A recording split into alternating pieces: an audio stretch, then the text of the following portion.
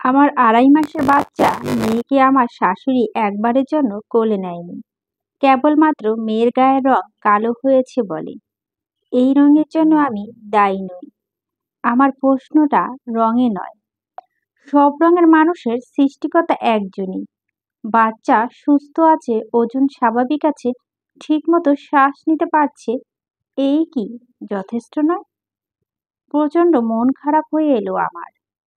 সোনাইকে খাইয়ে ঘুম পাড়িয়ে নিলাম। গোসল করতে যাওয়ার প্রয়োজন এখন, কিন্তু একা রেখে যেতে ইচ্ছে করছে না।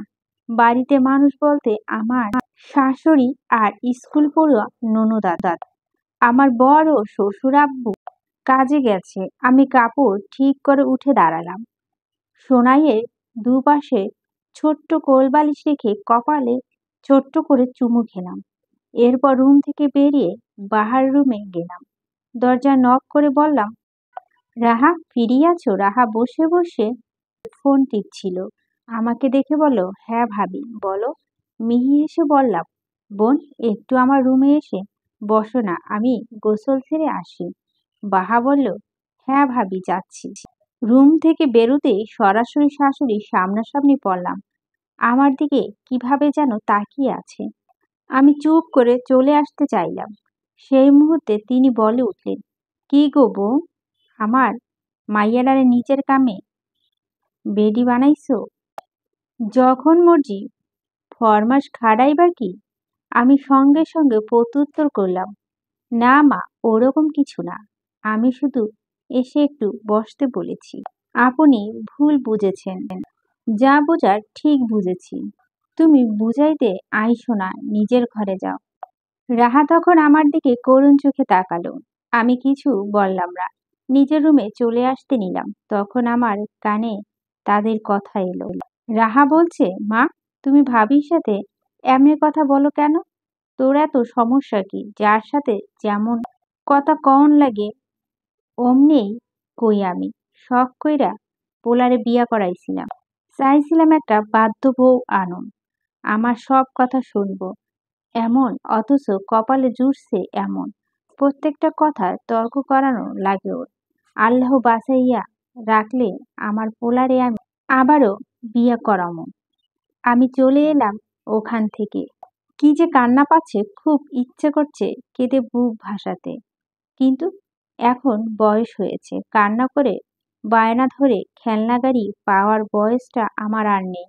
লম্বা একটা শ্বাস টেনে সোনাইকে আরেকবার ঠিক মতো গুছিয়ে শুয়ে দিয়ে কাপড় নিয়ে ওয়াশরুমে চলে গেলাম। আমার বিয়ে হয়েছে ৩.৫ বছর।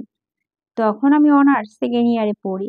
একদিন কলেজ থেকে বাসায় ফিরে বসার ঘরে অনেক মানুষ দেখতে পেলাম। আম্মা আমাকে বলল, অঙ্গজা, শোন মা, তোকে দেখতে আইছে এরা। ভীষণ ভালো ঘর থেকে সম্বন্ধ আইছে, তৈরি হ। তারপর আমাকে রেডি করিয়ে নিয়ে এলো ওখানে। পরে বুঝলাম তারা মেয়ে দেখতে এসেছে। বরাবরের মতো আনুষ্ঠানিকতার সাথে মেয়ে দেখাটা হয়েছে। মেয়ে দেখার রীতিনীতি আমার জানা, তাই চুপ করে মেনে নিয়েছিলাম সব। আর চোখে কয়েকবার আমার যার সাথে বিয়ে ঠিক হয়েছিল তাকে দেখে গেছি। লোকটা ভীষণ শান্ত, একবারও আমার দিকে তাকায়নি। আমার শাশুড়ি এবং কাকা শাশুড়ি আমাকে পছন্দ হয়ে গেল সেই দিন। তারপর আমাকে আংটি পরিয়ে রেখে গেল এবং মাসখানেকের মধ্যে বিয়ে। বরের নাম জানতে পারি বিয়ের দিন, মাহতাব সিদ্দিক। বাবা মায়ের একমাত্র ছেলে, ভীষণ দায়িত্বশীল ও মা ভক্ত। প্রথমে প্রচুর ভয় থাকলেও বিয়ের পর যখন শুনতে পারি আমার শ্বশুরবাড়িতে আমার পড়াশোনার ব্যাপারে কোনো ধস্তাধস্তি চাপিয়ে দেওয়া মতো নেই, প্রচুর খুশি হয়ে পড়ি আমি। কিন্তু সংসার আর পড়াশোনা দুটো একত্রে সামলাতে পারিনি। আমার শাশুড়ি কখনো আমাকে রান্না বান্না করতে বলেনি, তবে তাকে একা সব রান্না করতে দেখে আমার বিবেকে বাধ্য। আমার শাশুড়ি আমাকে কখনো বলেনি বাড়ির কাজ করতে, তবে চুপচাপ বসে আয়েশ করে আমার বিবেকে বাধ্য। আমার শাশুড়ি আমাকে কখনো মাছের মাথাটা খেতে বারণ করেনি, কিন্তু ননদ ভারী পছন্দ করে। ওকে ফেলে নিজের পাতে মাছের মাথাটা তুলে নিতে আমার বিবেকে বাধত। আমার শাশুড়ি আমাকে কখনোই পড়াশোনা ছাড়তে বলেনি। কিন্তু কাকি শাশুড়া যখন পরনিন্দা পরচর্চা করতে রোজ রোজ এ বাড়িতে এসে গরম খবর হিসেবে বাড়ির বউয়ের বাড়ির সব কাজটা শাশুড়ির ওপর ছেড়ে দেওয়া নিয়ে কথা বলে, দিনে নামে কলেজে গিয়ে হিল্লিপানা করার ওপর লাগাম টানার উপদেশ আমার শাশুড়িকে দিত। আড়ালে তা শুনতে আমার বড়ই বিবেক বেড়েছিল। পরদিন শাশুড়ি মাকে গিয়ে বলল, মা, আমার না আর কলেজে যেতে ভালো লাগছে না, আমি বরংস শুধু এক্সামগুলো দিই। মা সায় দিয়েছিল আমি পুরোপুরি সংসারে মন দিই। আর তারপর হুট করে মনে হয় পড়াশোনা করে আর কি হবে, আমার পুরো জীবনটা তো আপাতত আমার স্বামী আর সংসার। আমি সংসারী হয়ে উঠি, আমি পড়াশোনাকে জলাঞ্জলি দিই, অথচ একসময় ডিপার্টমেন্টের টপার ছিলাম। ভাবতে দীর্ঘশ্বাস আসে আমার। গোসল দিয়ে রুমে এসে দেখি সোনাই জেগে আছে। আমি শাড়ির আঁচল গোছাতে গোছাতে ওর কাছে চলে এলাম। আমার দিকে কেমন বড় বড় করে তাকিয়ে আছে। আমি দুহাত এগিয়ে দিয়ে বললাম, আম্মু, কাছে আসবে সোনাই। সোনাই হাত পা তুলে হাসতে লাগলো। দন্তবিহীন মাড়িগুলো দেখা যায়। আমি ওকে কোলে তুলে নিয়ে বুকে জড়িয়ে বলে, ওরে আমার লক্ষ্মী সোনাটা রে, খিদে পাচ্ছে তখন তো খেলি না, বাবাকে মিশু মিশু করছো। সোনাই আবার খানিকটা ঘুমালে আমি ওর ঠিক মতো শুয়ে রান্নাঘরের দিকে গেলাম। রাতে রান্নাটা করতে হবে। মা আমাকে রান্নাঘরে আসতে দেখে অন্যদিকে তাকিয়ে চলে গেল। আমি নীরব শ্বাস ফেলে মুরগিটা কাটতে লাগলাম। কিছুক্ষণ বাদে মেয়ে কান্নার আওয়াজ এলো। আওয়াজ পেয়ে আমার বুকটা কেঁপে উঠল। হাতে মুরগি, হাত ধুয়ে যেত সময় হবে। বাহারকে ডাকলাম। বাহার, ডাকটা বোধহয় শুনতে পেল না। মা সোফায় বসে টিভি দেখছে আমার রুমের পাশে। আমি উঠে হাত ধুয়ে জলদি রুমে এসে দেখি মেয়ে কোলবালিশ সহ বিছানা থেকে পড়ে আছে। আমার পুরো শরীর অসাড় হয়ে এসেছে।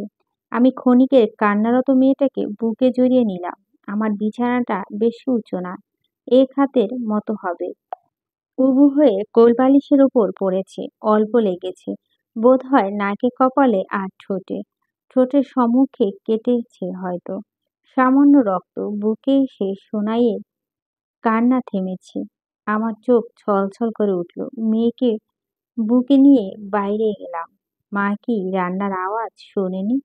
এত পাষাণ কেউ হয়? আমি বসার ঘরে গিয়ে মায়ের মুখোমুখি হয়ে টিভির সামনে দাঁড়ালাম। তিনি ভুরু কুঁচকে ফেলে বললেন, এগুলো কিসের নাটক মারাইতেছ? সরো এখান থেকে। আমার চোখে জল গাল বেয়ে গড়িয়ে পড়ে। বিতৃষ্ণার মুখ বিষিয়ে উঠল। বোধহয় এই ৩.৫ বছরে প্রথমবার গলার আওয়াজ উঁচুতে তুললাম। আপনি মানুষ, মা? এটা আমার একার মেয়ে, আপনাদের রক্তের না? একটু দয়া মায়া হয় না আপনাদের? কিভাবে মুখ ঘুরিয়ে থাকতে পারেন? ২.৫ মাস হলো একবারও কোলে নেননি, তাকিয়ে দেখেননি কেন? চোখ রাঙিয়ে উঠল মা। অঙ্গজা, তোমার হেডাম দেইখা অবাক হইতেছি। কার লগে কথা কইতেছ ভুইলা গেছো? আমি প্রত্যুত্তর করলাম, মা, ভুল বলছি না আমি। আপনি দেখেন আপনার ছেলেরই তো সন্তান, কিভাবে পারেন মুখ ঘুরিয়ে থাকতে? মা ধমকে বললেন, চুপ, এত কথা কই পাই? বাড়ি থেকে বাইর কইরা দিতে পারি। ভয় ডর লাগে না? হ্যাঁ, এটারে তোর বাপের বাড়ি পাইছস? আমি থমথমে আওয়াজ বলে উঠলাম, আপনি আমাকে এই বাড়ি থেকে বের করে দেওয়ার কথা বলছেন? পারবেন না, মা। আমি যেমন এই বাড়ির বউ, আপনিও বউ। এই বাড়ির মেয়ে নন। আপনার এই বাড়ির ওপর অধিকার নেই। আমার এই অধিকার চেনাইতেছস?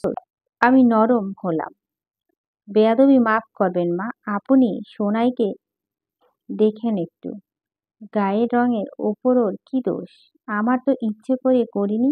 মা, একটু তাকিয়ে দেখুন, কি মায়াময় চেহারা ওর, কিভাবে আপনার দিকে তাকিয়ে আছে দেখুন। কোলে নেবেন না? আপনাদের রক্তও না? এবারে শাশুড়ি বলা কথাটা আমার আত্মা কাঁপিয়ে তুলল। এই কালামাইয়ারে আমি আমার রক্ত মানি না। কোনো কার বেজন্মা এইটা? কোনখানে কোন কুকাম কইরা আইয়া পয়দা করছো এইডারে কে জানে? তোদের দুইটারে যে এই বাড়িতে এতদিন জায়গা দিয়েছিলাম, এই তো সাত কপালে ভাগ্য ছিল। আর তুই ওরা শুরু করছস। থাকতে খাইতে পারতিছিলি, ভালো লাগতেছিল না। আমি কথা হারিয়ে ফেললাম। একবার মেয়ের দিকে তাকালাম, আর একবার মায়ের। মেয়েটা আবার কান্না করে যাচ্ছে এক নাগাড়ে। আমি স্তব্ধ হয়ে আছি। এমন সময় কলিং বেল বাজলো। মা দৌড়ে দরজার কাছে এলো। দরজা খুলে আমার বরকে দেখতে পেয়ে কুমুরের কান্নায় কেঁদে বলে উঠল, বাবু, আমি কি সর্বনাশ করলাম এরা? তোর লাগি এমন বউ আনলাম, বড় ছোট মানে না। কুকাম কইরা এডারে পয়দা করছি। আমি জানতে পারায় আমারে গালাগাল করতাছে, কইতাছে এই বাড়িতে আমার অধিকার নেই। দুদিন পর বাড়িতে বাইর কইরা দিন। আমি এখন কই যামুরে? কি কপাল কইরা এমন বউ আনছিলাম। শাশুড়ি মায়ের হা হা দেখে আমি এখনো চুপ, শুকনো মুখে তাকিয়ে আছি মাহতারের দিকে। বাড়ি আসতে না আসতেই এসব শুনল। ও রাগ বেশি, তাও বেশি ধৈর্য। এখন মাহতাবই শেষ ভরসা। মাহতাব, তুমিও কি মায়ের কথা আমাকে অবিশ্বাস করবে? মাহতার নিশ্চুপ হয়ে সব শুনল। এরপর বাড়ির ভিতরে এলো। এসে সোজা আমার কোল থেকে সোনাইকে নিজের কোলে তুলে নিল। ঠোঁটের উপরিভাগ সামান্য লালচে দাগ পড়েছে। মাহতাব সেদিকে তাকিয়ে আমাকে বলল, তুমি কিছু বললে না অঙ্গজা? মাহতাবের দিকে দৃষ্টি স্থির রেখে বললাম, কিছু বলার নেই সত্যি। মাহতার সামনে সোফায় বসল। মা এগিয়ে এসে দাঁড়ালো। মাহতার একবার মায়ের দিকে তাকিয়ে আবার আমার দিকে তাকালেন।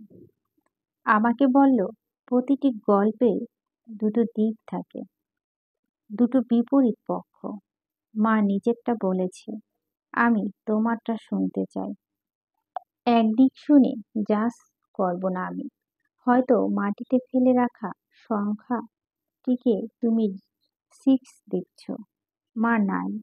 এর মানে এই নয় একজন ভুল, অপরজন ঠিক। দুজনের দিক ভিন্ন।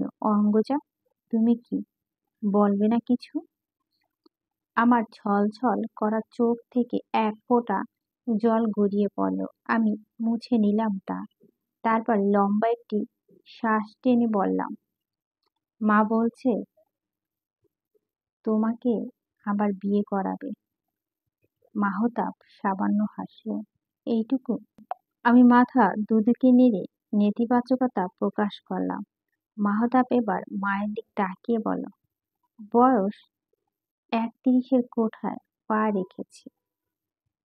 নিজের ইচ্ছের বিরুদ্ধে গিয়ে বিয়ে কি করে করি বলো তো?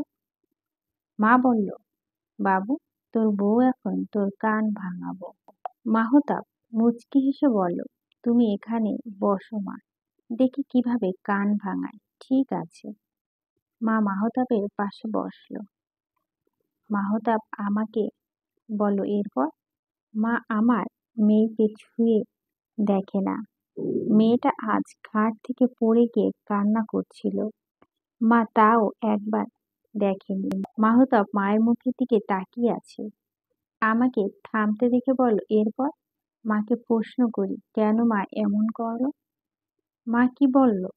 মা বললেন, ও নাকি আপনাদের রক্তের না। আমি কোথায় কি করে এসে মানে ওকে জন্ম দিয়েছি, মানে ওর বাবা অন্য কেউ। আমার কথাগুলো এলোমেলো হয়ে যাচ্ছে, গলা ভিজে আসছে। মাহতাব মেয়ের নিয়ে উঠে দাঁড়ালো। মায়ের দিকে ঘুরে মাকে বলল, মা, এসব সত্য? মা আমতা আমতা করে বলল, ভুল নাকি? দেখ এই মাইয়া থোতমাটা দেখ, তোর মতো কোন দিক দিয়া হইছে না। চেহারা সাইজ না গায়ের রং যে কেউ দেইখা বলে দিবে এর বাপ তুই না। মাহতাব চোখ বুজে ফেলল। তারপর মায়ের দিকে তাকিয়ে আবার বলল, তার মানে তুমি স্বীকার করছো তুমি এসব বলেছ? হ, কইছি, যা সত্যি তাই কইছি। এখন তুই কি আমারে বাড়িতে বাইর কইরা দিবি বাবু? চম্পা ভাবি আমারে কইছিল এই বউ তোরে তাবিজ টাবিজ কইরা রাখছে, এখন বুঝতে পারছি আমি। মা কাঁদতে লাগলো। মাহতাব মায়ের দিকে এগিয়ে গেল। মেয়ে ডান হাতটা উঠিয়ে মায়ের মুখে ছুঁয়ে কান্না মুছে দিয়ে বলল, মা। ছ্যাঁত করে উঠে সরে গেলেন, বললেন, এটা কি করছোস? এই বেজন্মা দিয়া ছোঁয়াবি না আমারে, পাপ লাগবো আমার। মাহতাব সরে দাঁড়ালেন, আমার মুখোমুখি হয়ে বললেন, তুমি মাকে সরি বলো। আমি বিস্মিত মুখে বলি, কেন? তাকে অধিকার চেনানোর জন্য। আমি দম নিলাম, চোখের পানি মুছে মায়ের কাছে অধিকার প্রসঙ্গের জন্য মাপ চাইলাম। মা বোধহয় সামান্য হাসলেন। আমার অসম্ভব খারাপ লাগলো বিষয়টা। আর সেই মুহূর্তে মাহতাব বলে উঠল, 8:20 বাজে অঙ্গজা।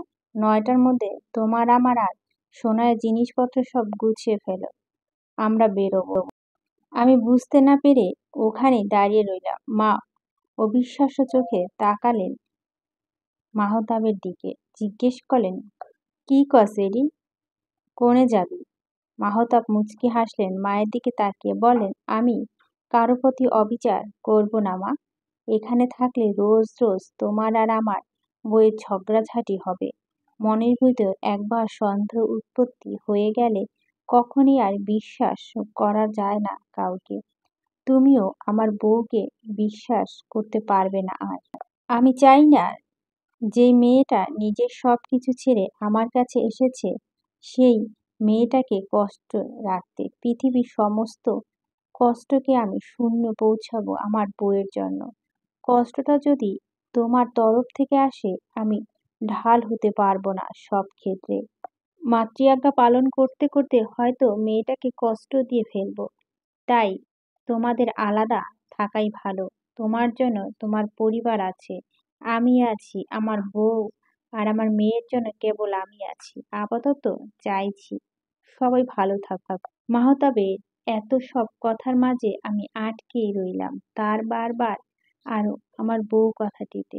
মা চিল্লিয়ে উঠল, আব্বা যাইস না, আমি কাইল তোরে হুজুরের কাছে নিয়ে যাবো। চম্পা ভাবি কাইলো আমারে কইছিল বউ তোরে তাবিজ করছে। আমি বিশ্বাস করি নাই তখন, কিন্তু এখন বুঝতাছি আল্লাহ আমার কি সর্বনাশ হইল। আব্বা কাইল না, এখনই চল, তোরে হুজুরের কাছে নিয়ে যাবো। মাহতাব বলল, মা, আমার স্ত্রীর চরিত্র এবং সন্তানের জন্মের প্রশ্ন তুলে তুমি আমায় বুঝিয়েছ আমি স্বামী বা বাবা হিসেবে কতটা ব্যর্থ, যেখানে কিভাবে একজন আদর্শ ছেলে হিসেবে তোমার আঁচলে বাঁধা পড়ি বলো তো।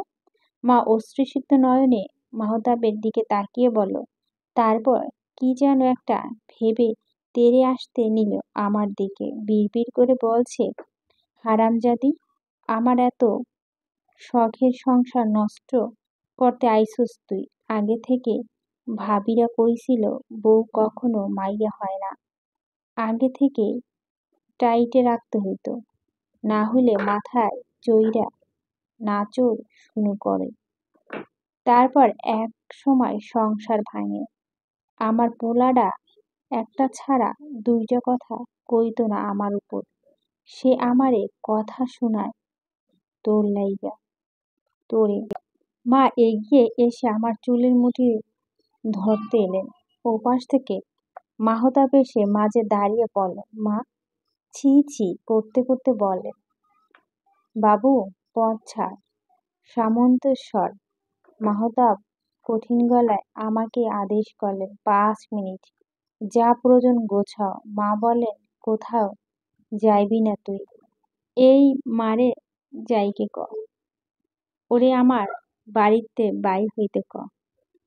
মাহতাবের গলা আরো গম্ভীর হলো, অঙ্গজা, তোমায় যেতে বলছি না রুমে, যাও। আমি চলে এলাম। রুমের ভিতর থেকে মা ছেলের কথা শুনতে পেলাম। মা বিভিন্ন কথা বলে যাচ্ছে, মাহতাব তা শুনছে। যখনই মা আমাকে আমার পরিবার তুলে গাল দিতে যাচ্ছে তখনই মাহতাব বলে উঠল, মা যা বলছো একটু ভেবে চিন্তে বলো। পরের বাড়ির মেয়েকে কিছু বলার আগে একবার ভেবে দেখো, তোমার ঘরের একটা মেয়ে আছে। তোমার ঘরের মেয়েকেও একদিন পরের ঘরে যেতে হবে। আমি কাপড় গুছিয়ে বের হলাম। পাশের বাড়ি থেকে এলো রাহা। ও বাড়ির মেয়ে প্রিয়া আরও একই ক্লাসে পড়ে। গ্রুপ স্টাডির জন্য বোধহয় গিয়েছিল। ফিরে এসে আমাদের এভাবে বেরিয়ে যেতে দেখেও বিস্মিত হয়ে বলে, কই যাচ্ছ তোমরা? মাহতাব ওর মাথা হাত বুলিয়ে বলল, মায়ের খেয়াল রাখিস। কেমন? আমার হাতে লাকেজ দেখে বোধহয় কিছু ধরতে পারল রাহা। কেঁদে ফেলে বলল, যেও না। মাহতাব বলল, তোর ভাবি আর ভাতিজি থাকার উপযুক্ত স্থান এটা নয়। রাহা, তুই চাস না ওরা সুখে থাকুক? রাহা আমাদের আর আটকালো না, মাও আটকালেন না। মাহতাব আমার কোল থেকে ঘুমিয়ে যাওয়া মেয়েটিকে কোলে তুলে নিল। ওকে বুকে জড়িয়ে অন্য হাতে লাগেজটা নিয়ে বলল, এসো। ও বেরিয়ে গেল আর আমি সদরের চৌকাঠ আটকে গেলাম।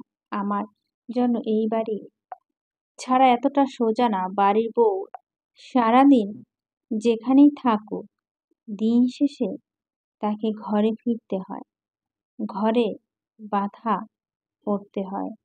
আমার ৩.৫ বছরে একটু একটু করে সাজানো সংসার আমি কিভাবে ছাড়ি? একবার পিছনে ঘুরে সোফায় মুখ কালো করে নতমুখী হয়ে বসে থাকা শাশুড়ি মাও কান্না করতে থাকা ননদকে দেখলাম। একটু পর বাবা ফিরলেন। এসে বলেন, আম্মা এক কাপ চা দিয়ে যাও তো দেখি। আমার আর চা নিয়ে যাওয়া হবে না। আমার আর চায়ের বাহানা বাবার সাথে ঘণ্টাখানেক আলাপন হবে না।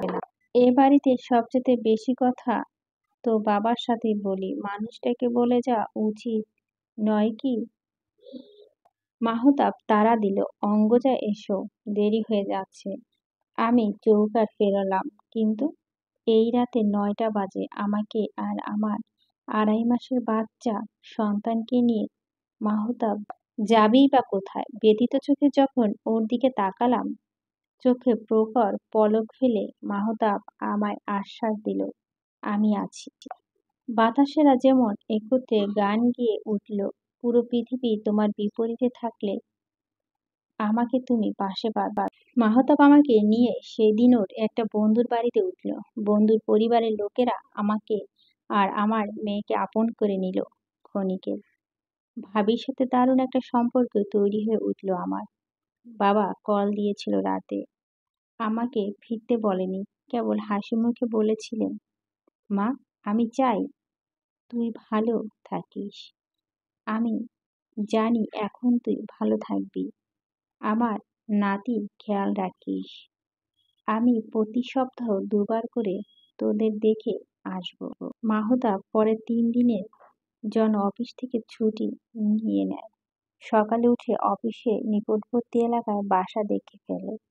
একটা ২ বেডের বাসা। মাসের শুরু বেতনটা ব্যাংক অ্যাকাউন্টে ট্রান্সফার করা হয়েছে ২-৩ দিন আগে। এতে সুবিধা হলো মাহতাব বেতনে ৬০,০০০ উঠিয়ে নিয়ে সেখান থেকে ২০,০০০ টাকা বাড়িতে পাঠিয়ে দেয়। বাবার ইনকাম যথেষ্ট হলে মাহতাব বরাবরই ২০,০০০ টাকা মার হাতে এবং ২০,০০০ টাকা আমার হাতে তুলে দেয়। আমার টাকাগুলো ডিপোজিট করে রাখতাম। বাকি টাকা কিছুটা বোনের কাজে এবং নিজের হাতে খরচের জন্য রাখতাম। বাড়ির খরচে বাবার টাকাতে চলত। এখন পরিস্থিতি ভিন্ন। তবুও নিজ দায়িত্বে মায়ের কাছে ১৫,০০০ এবং বোনের হাত খরচের জন্য ৫,০০০ টাকা পাঠিয়ে দিল। মোটামুটি চলার জন্য বাকি টাকা বাসায় অ্যাডভান্স দিয়ে টুকিটাকি সামগ্রী কেনা হলো। ১০,০০০-এর মতো রইল।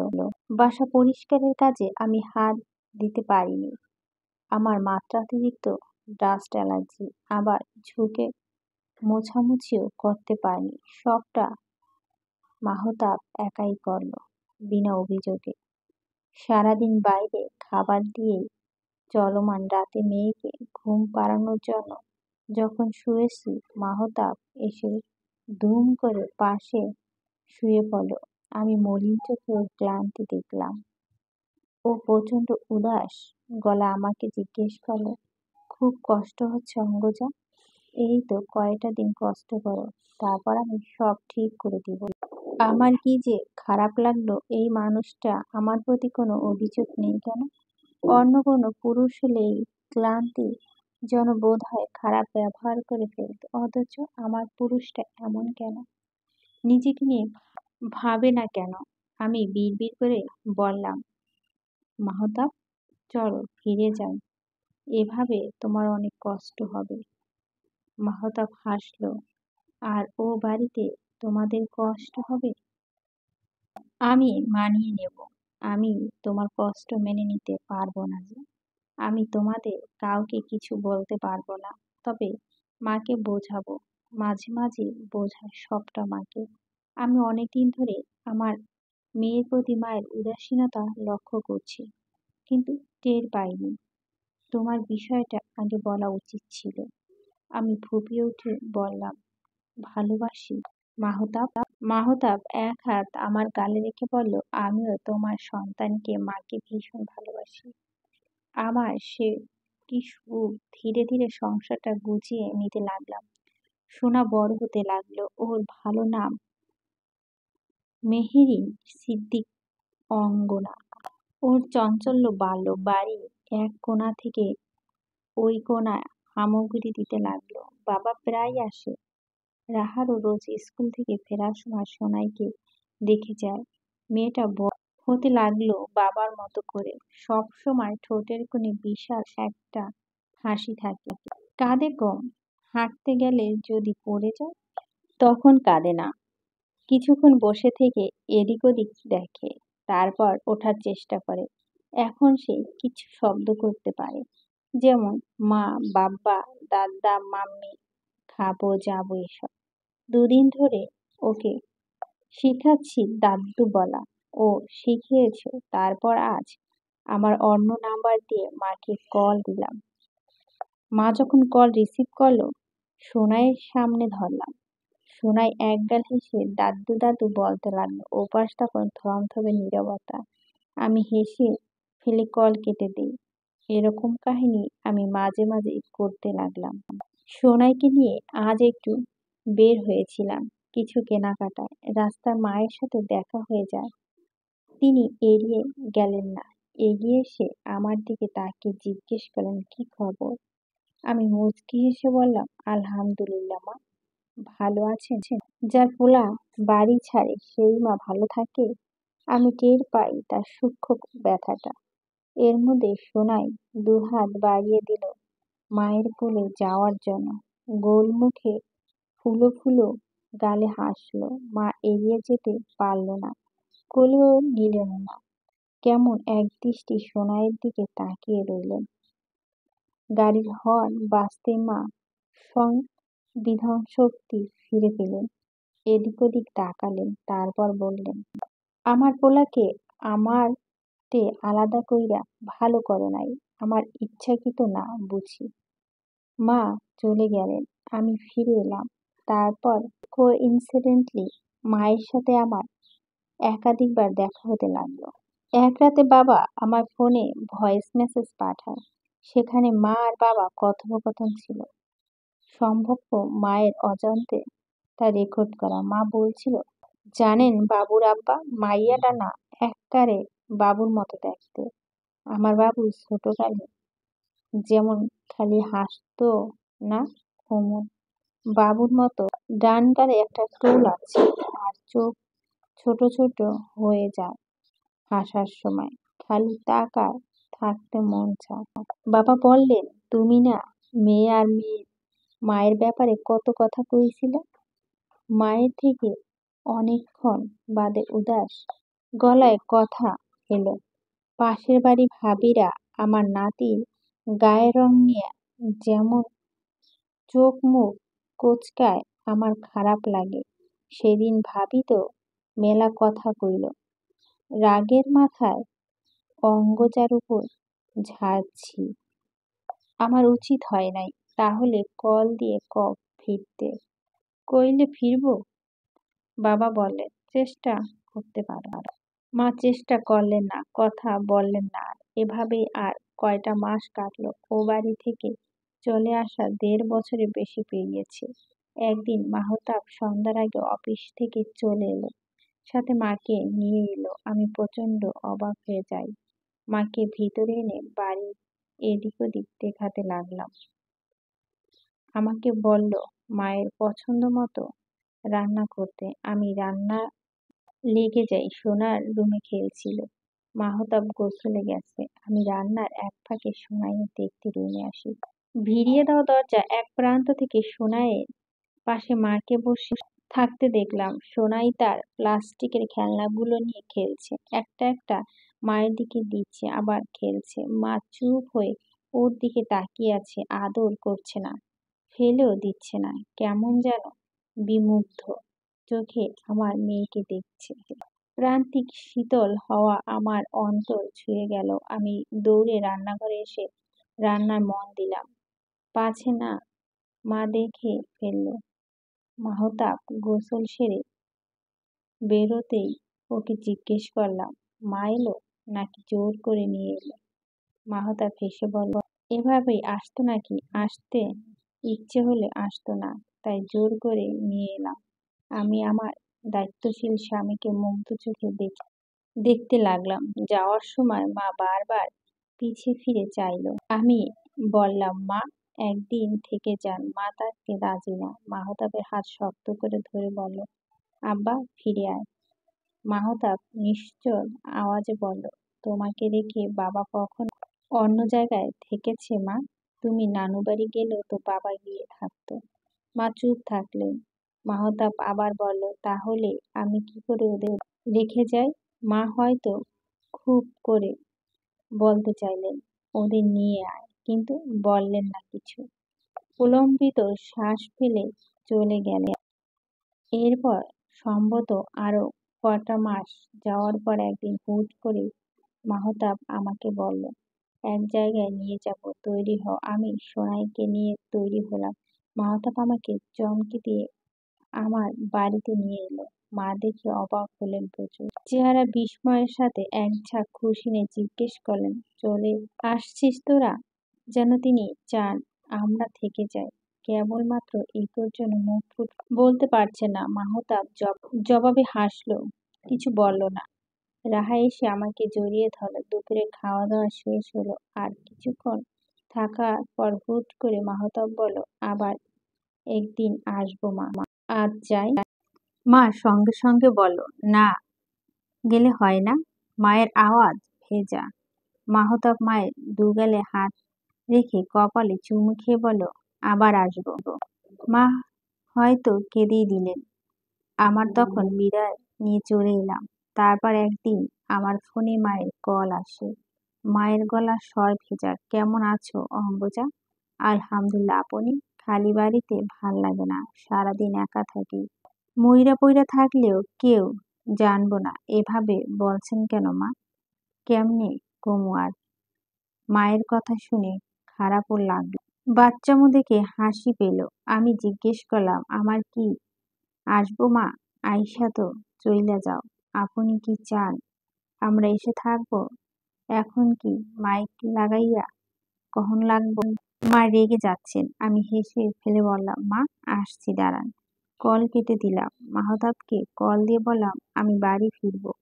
অফিস থেকে সোজা বাড়িতে এসো। আর এই বাড়ি সবকিছু ও বাড়িতে নেওয়ার ব্যবস্থা। মাহতাবকে কিছু বলতে না দিয়ে আমি চলে এলাম। বাড়ি এসে দেখলাম মা সিঁড়ির সামনে বসে আছে। এদিকে চেয়ে কেমন যেন লাগলো। এগিয়ে গিয়ে সোনাইকে সিঁড়িতে বসিয়ে মাকে জড়িয়ে ধরলাম। বললাম, আর যাব না। মা কিছু বললেন না, আলগে ধরলেন না, সরিয়ে দিলেন না। আমি সময় নিয়ে সরে এলাম। মা ভিতরে আসতে বলে তড়িঘড়ি করে ভিতরের দিকে চলে গেলাম। যাও আমি স্পষ্ট দেখতে পেলাম তার চোখ ভেজা।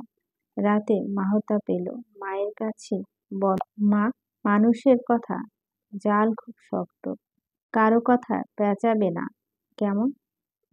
তোমার মন মস্তিষ্ক তাদের শব্দটা কন্ট্রোল করতে পারে। আমার মা এত দুর্বল নাকি? মোটেও না। নিজে দেখবে, শুনবে, তারপর সঠিক বিবেচনা করে সিদ্ধান্ত নেবে। কথার আঘাতের চেয়েও বড় আঘাত নেই মা। এই আঘাত ঔষধ নেই। মা সম্পূর্ণ কথা বুঝতে পারে, তারপর আর আমাকে নিচু করে কখনো কিছু বলেনি। মাহতাব, পৃথিবীর সবচেয়ে ভালো স্বামী। তোমার নিরপেক্ষতা আমায় এক আসমান সুখ উপহার দিয়েছে। সব স্বামী তোমার মতো হলে মায়ের ঘর ভাঙবে না। হাজার নারী অবহেলা, অবজ্ঞা, নির্যাতন এক কোণে গুমরে মরবে না। সব অঙ্গজার ভাগ্যে কেন মাহতাব নেই? সমাপ্ত। গল্পটি ভালো লাগলে আপনার গঠনমূলক কমেন্ট করবেন। আজকের মতো এখানেই শেষ করছি। দেখা হবে নতুন কোনো গল্পের সাথে।